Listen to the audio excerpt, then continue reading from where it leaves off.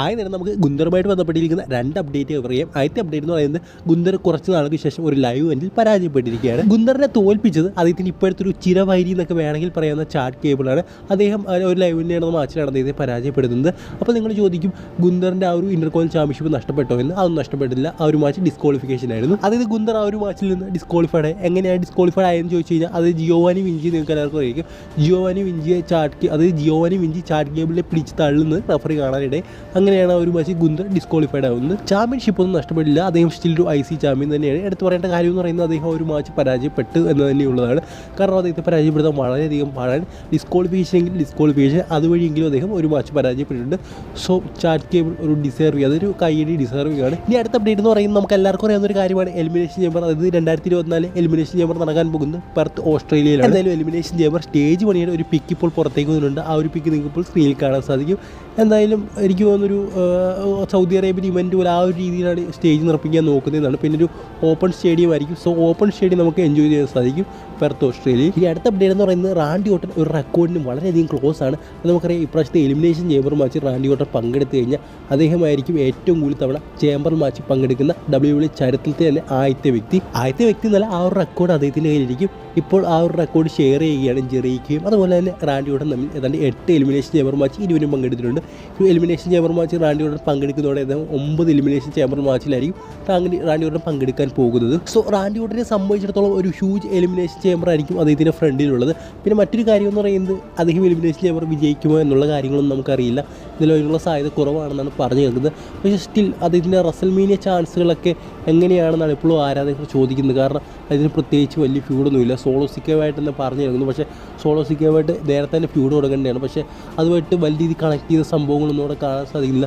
So എന്തായിരിക്കും റസൽമേനിയുമായിട്ട് ബന്ധപ്പെട്ട് Randy ഓട്ടൻ്റെ plan? അദ്ദേഹം റസൽമേനിയ മാച്ച് ചെയ്യുന്നുണ്ടോ? അതൊക്കെ വലിയൊരു ഡൗട്ടിലാണ് ഇപ്പോൾ നിൽക്കുന്നത്. പലയിടത്തും പറഞ്ഞു കേൾക്കുന്നു അദ്ദേഹം ഈ ഒരു റസൽമേനിയ പങ്കെടുക്കില്ലെന്ന്. സോ എനിക്കങ്ങനെ തോന്നുന്നില്ല അദ്ദേഹം പങ്കെടുക്കുമെന്ന് തന്നെയാണ് എനിക്ക് തോന്നുന്നത്. കാരണം ഇത്രയധികം സൂപ്പർ സ്റ്റാർ ഇല്ലാത്ത സമയം, ബ്രോക്ക് ലെസ്നർ ഇല്ല, ബ്രേ വൈറ്റ് ഇല്ല, അതുപോലെ തന്നെ CM ഇല്ല. സോ ഇവരില്ലാത്ത സമയം റാൻഡി ഓട്ടനെ കൂടെ ഒഴിവാക്കുന്നത് ശരിയായിട്ടുള്ള കാര്യമില്ല. സോ റാൻഡി ഓട്ടൻ ഉറപ്പായിട്ടും ഉണ്ടായിരിക്കുമെന്നാണ് എനിക്ക് തോന്നുന്നത്. അടുത്ത അപ്ഡേറ്റ് എന്ന് പറയുന്നത് ഫാൻസ് പറയുന്ന ഒരു കാര്യമാണ്. ഇത് ഫാൻസ് പറയുകയാണ് ലുക്ക് ഹാർപ്പറിനെയും അതുപോലെ തന്നെ ബ്രേ വൈറ്റിനെയും ഒരുമിച്ച് ഹോൾ ഓഫ് ഫെയിമിലേക്ക് ഇൻഡക്ട് ചെയ്യാൻ, ഇത് ഈ റസൽമേനിയ 40 ഹോൾ ഓഫ് ഫെയിമിലേക്ക് അവരെ ഒരുമിച്ച് ഇൻഡക്ട് ചെയ്യാൻ ഫാൻസും പറയുന്നുണ്ട്. അതുപോലെ തന്നെ പല പ്രമുഖ മാധ്യമങ്ങളും പറയുന്നുണ്ട്. So WrestleMania 40 hall of fame ഇവർ ഇൻഡക്ട് ചെയ്യുമോ ഇല്ലയോ എന്നുള്ള കാര്യങ്ങളൊക്കെ നമുക്ക് കണ്ടു തന്നെ അറിയാം. സോ എൻ്റെ അഭിപ്രായത്തിൽ ഇപ്പോഴേ അവരെ ഇൻഡക്ട് ചെയ്യേണ്ട എന്ന് തന്നെയാണ്. കാരണം ഇവരുടെ മെമ്മറീസൊക്കെ, അതായത് ലുക്ക് ഹാർപ്പറിൻ്റെ ആയാലും ബ്രേ വൈറ്റിൻ്റെ ആയാലും മെമ്മറീസൊക്കെ നമ്മുടെ കയ്യിൽ ഇപ്പോഴും ഉണ്ട്. സോ അത് ഒക്കെ മായുന്നൊരു സമയം കാണും. അതൊരു 10-15 വർഷം കഴിയുമ്പോൾ ബ്രേ വൈറ്റ് ആരാ, ലുക്ക് ഹാർപ്പർ ആരാ എന്നൊക്കെ അറിയാത്തൊരു സമയം വരും. അതായത് നമുക്കറിയാമായിരിക്കും, ഇനി വരുന്ന ജനറേഷൻ അറിയാത്തൊരു സമയം വരും. അപ്പോൾ ഇവരെ ഒരു ഹോൾ ഓഫ് ഫെയിം ഇൻഡക്റ്റിലേക്ക് കൊണ്ടുവന്ന് കഴിഞ്ഞാൽ സോ എല്ലാവരും അന്ന് നോട്ട് ചെയ്ത് ബ്രേ വൈറ്റ് ആയിരുന്നു, ലുക്ക് ഹാർപ്പർ ആയിരുന്നു, ഇവരുടെ ഹിസ്റ്ററി ഇങ്ങനെ ആയിരുന്നു എന്നൊക്കെ അവർ നോട്ട് ചെയ്തു. സോ എൻ്റെ ഒരു അഭിപ്രായം എന്ന് പറയുന്നത് ഒരു 7-8 വർഷം കഴിഞ്ഞ് വരെ ഒരു ഹോൾ ഓഫ് ഫെയിമിലേക്ക് ഇൻഡക്ട് ചെയ്താൽ മതി എന്നാണ്.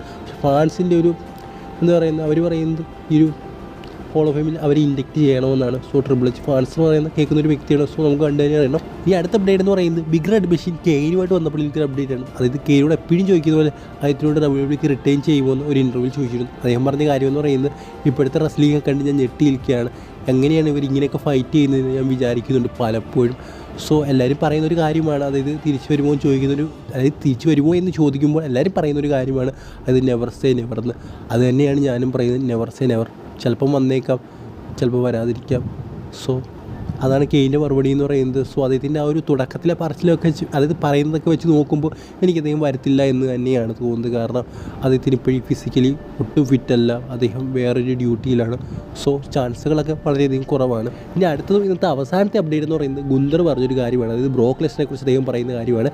ഇത് ഗുന്തർ പറയുകയാണ് തന്നെ ഒരിക്കലും മടിച്ചിരുന്നില്ല, തന്നെ ഡ്രീം മാച്ച് ഏതാണെന്ന് പറയാം. തന്നെ എപ്പോഴും പറയുന്നുണ്ടായിരുന്നു ബ്രോക്ക് ലെസ്നറെതിരായിട്ടുള്ളതാണ് തന്നെ ഡ്രീം മാച്ച്. പക്ഷേ ആ ഒരു മാച്ചിന് നടക്കുമോ എന്ന് തനിക്കറിയില്ല, ചിലപ്പോൾ ഒരിക്കലും നടക്കാൻ പോകുന്നില്ല. പക്ഷേ എപ്പോഴെങ്കിലും ആ ഒരു മാച്ച് WWE വെക്കാൻ തീരുമാനിച്ചു കഴിഞ്ഞാൽ, ഏതെങ്കിലും രീതിയിൽ ആ ഒരു മാച്ച് വെക്കാൻ തീരുമാനിച്ചു കഴിഞ്ഞാൽ ഉറപ്പായിട്ട് നല്ലൊരു മാച്ച് പങ്കെടുക്കുമെന്നും ആ ഒരു മാച്ചിന് വേണ്ടി ഫ്രണ്ടിൽ തന്നെ നിൽക്കുമെന്നും ഗുന്തർ പറയുന്നുണ്ട്. സോ നമ്മളും കാത്തിരിക്കുന്ന ബ്രോക്ക് ലെസ്നറിൻ്റെ റിട്ടേണിന് വേണ്ടി തന്നെയാണ്. അദ്ദേഹം WWEക്ക് തിരിച്ചു വരട്ടെ, കുറേയധികം മാച്ചുകൾ ഇനിയും ചെയ്യട്ടെ. എന്തായാലും ഈ ഒരു വീഡിയോ ഇത്രയുള്ളൂ. നിങ്ങൾക്ക് ഇഷ്ടപ്പെടുന്നു, നിങ്ങൾക്ക് ഇഷ്ടപ്പെടുന്ന തീർച്ചയായും ലൈക്ക് സബ്സ്ക്രൈബ് ചെയ്യുക. അടുത്ത വീഡിയോയിൽ കാണുന്നവരെ ഗുഡ് ബൈ.